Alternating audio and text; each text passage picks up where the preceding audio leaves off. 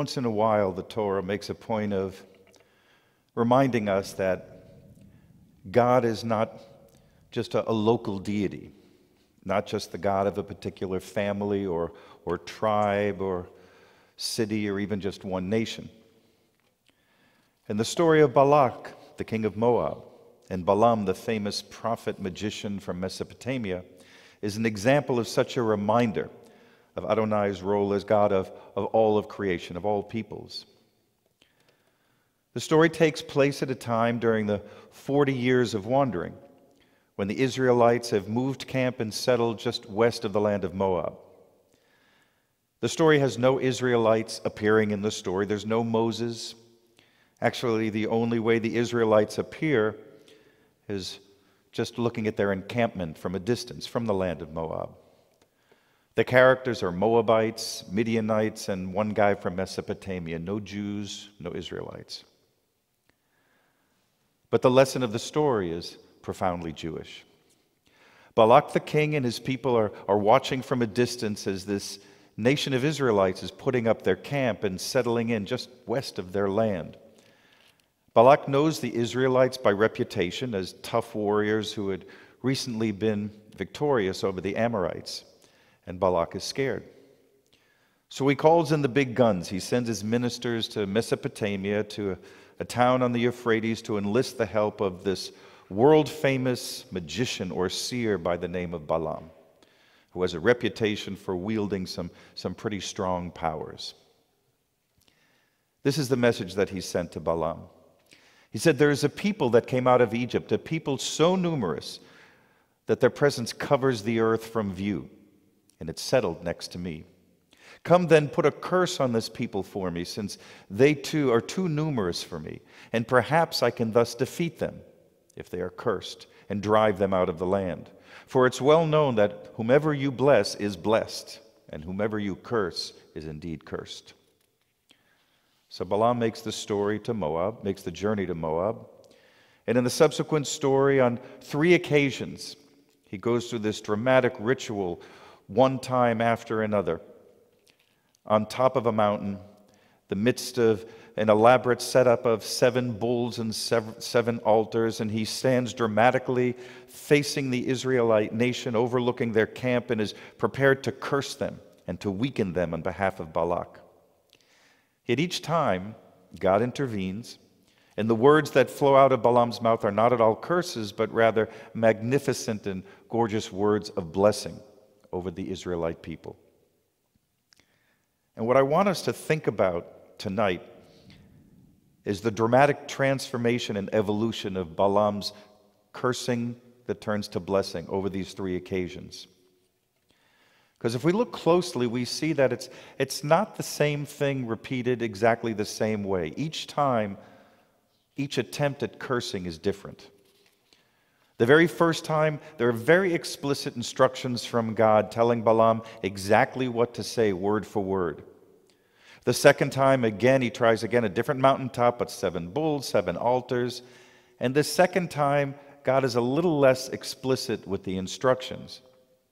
But the end result are, again, beautiful words of blessing. And on the third try, it says, "Now Balaam, seeing that it pleased God to bless Israel, did not, as on previous occasions, go in search of omens, but turned his face toward the wilderness. And as Balaam looked up and saw the Israelites encamped tribe by tribe, a divine spirit came over him, and he pronounced the most beautiful of the 3 blessings." The repetition of the experience by the third time, it started to become more natural to him. It became more of Balaam's own desire from deep inside to express these words of admiration and even adoration of the Israelite nation. We're told that when the Israelites were given Torah in Sinai, years before this episode, that their collective response was Na'aseh v'nishma, which we often translate as, "We will do, and then we will understand." And what we think this means, what we've come to learn from this, is that if we practice and observe and do what it says in Torah, by doing these commandments over time, will eventually come to understand them and to internalize them. Even if at first it's uncomfortable and unnatural, it will become ours, and it will become perfectly natural. In the Kol Ami community, many of us have been on a similar journey as we've struggled to understand racism in this country. We've begun to learn a more true and full history of racism in the United States, most of us not having learned much of a true and full history of racism as we grew up. And we've begun struggling to look within and recognize the elements of racism and white privilege that we carry with us and so often do not even see. But still, sometimes we've been asking, why do we keep having all these programs and discussions and speakers? It seems like we're going over the same things over and over. We're doing this for a very good reason, for this very ancient reason. I mean, who among us would be able to understand the history of racism because we read one great article? And is there anyone here who would be able to fully understand the subtle elements of our own internal racism because we had one great Zoom discussion? Or do any of us think that we could get together and change the world for the better because we went to one rally? That's why we keep listening and learning and gathering and studying and rallying and trying to do the uncomfortable work of introspection. Balaam was transformed from a man of curse to a man of blessing over time. At first, those words of blessing were unnatural to him. They were forced on him and fed to him one phrase, one word at a time. But eventually, the ability to bless came naturally to him.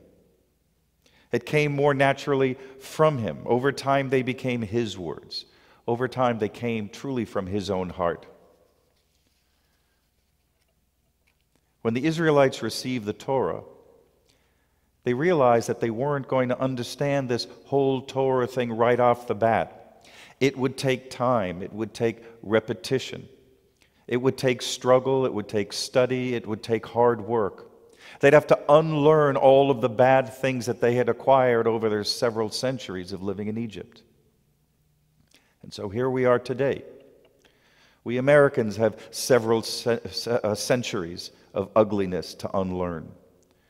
We Jews have more learning to do of our Torah that teaches us that we're all created in God's image, but we don't seem to fully get that yet. And we all have to talk about the things that are hard to say out loud, hard to even think in our own minds, but in time, God willing, will become our own easily expressed words of blessing. In time. Amen.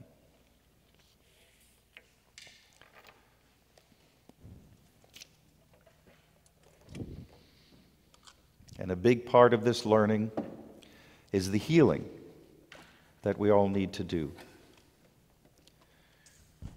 At this particular moment, think of the individuals in the closest inner circles of your life who are ill and need healing. And if there's a bit more room left in your heart, open that up for those who need healing from racism and violence all over our country. And we'll sing our prayer for healing.